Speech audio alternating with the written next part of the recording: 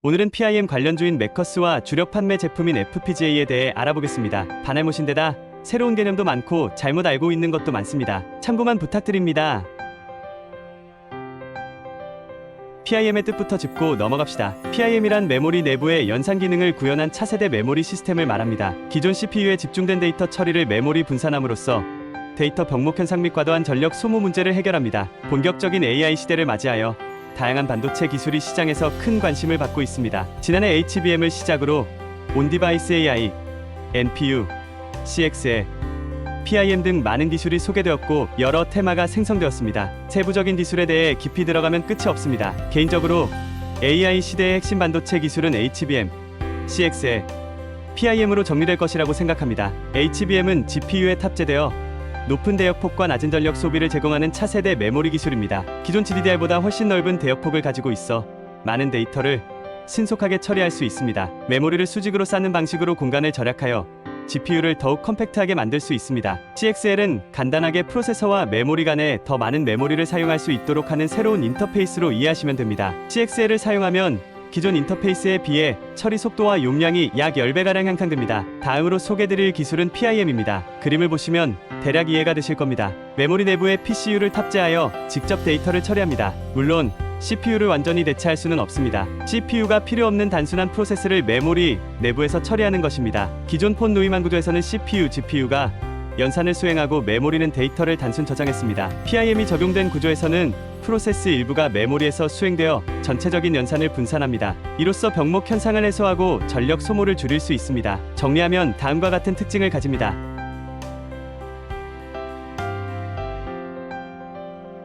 이어서 매커스에 대해 알아봅시다.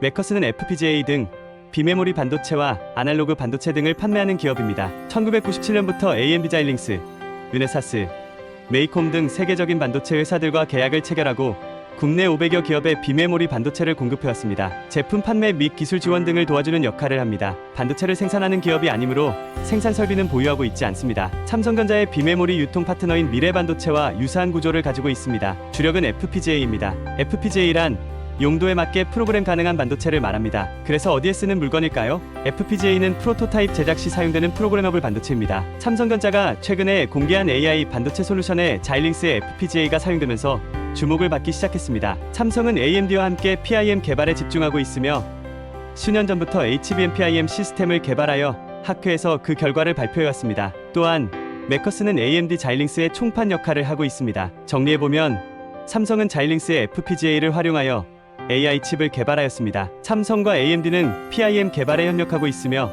매커스는 그 과정에서 AMD 자이링스의 총판으로서 역할을 하고 있습니다. 여기서 연결고리가 형성되는 것으로 보입니다. 하지만 여러 의문점들이 있습니다. 이에 대해 하나씩 살펴보겠습니다.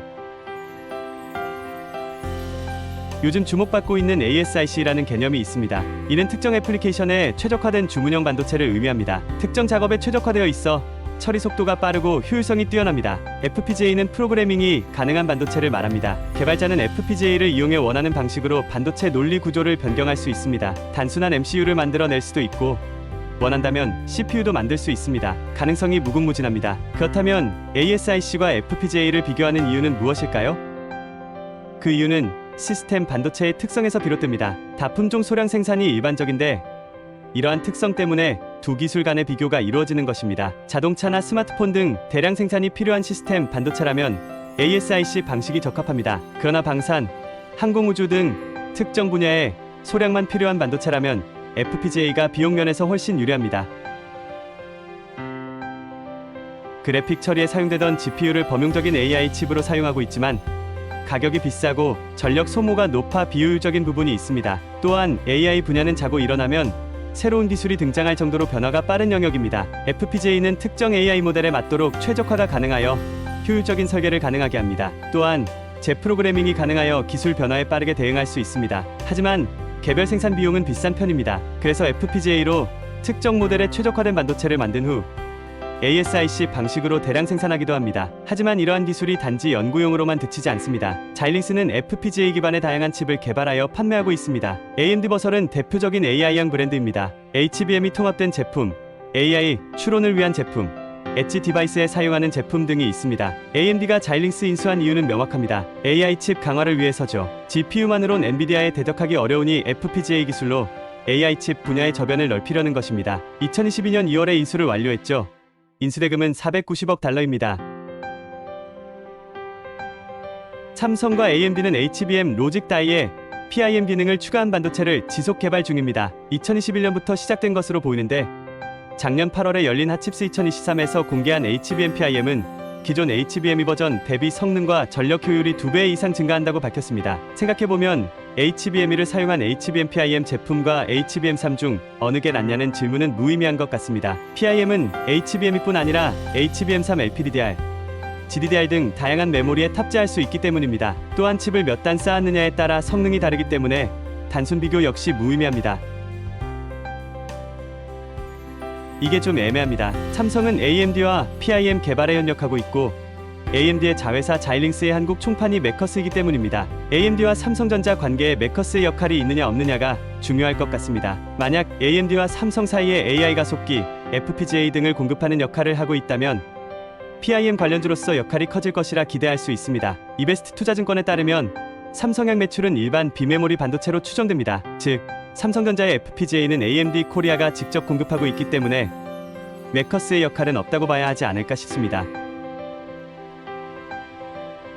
메커스 매출을 알아봅시다. 큰 변화가 없던 매출이 2021년을 기점으로 큰 폭으로 상승했습니다. 어림잡아도 약 23배 증가한 수치죠. 우선 최대 고객사인 YIK의 매출이 크게 늘었습니다. FPGA 물량이 확대된 것으로 보입니다. 그리고 삼성전자형 비메모리 반도체가 늘어난 것도 한몫했습니다. 메커스의 매출은 재고자산으로 추정할 수 있습니다. 해외 벤더로부터 반도체를 매입해 국내 고객사에게 판매하기 때문입니다. 재고자산 증가가 심상치 않습니다. 매출 대비 재고자산 비중도 급속도로 늘어나고 있습니다. 앞으로도 매출은 계속 우상향할 것으로 추측됩니다. 부채 비율이 급속도로 늘어났습니다. 더불어 유동 비율도 소폭 감소했습니다. 이는 재고자산이 일시에 증가한 영향입니다. 급격히 늘어난 매입 채무를 갚기 위해 500억 가까운 장단기 차입금이 발생했습니다. 23년 1분기에 갑자기 1815억에서 3572억으로 매입 채무가 급증했네요. 문제는 없습니다. 주문이 들어와서 칩을 주문했을 테니 말입니다. 즉, 부채 급증은 단기적인 현상일 뿐 시간이 지나면 모두 해소될 거라 생각합니다.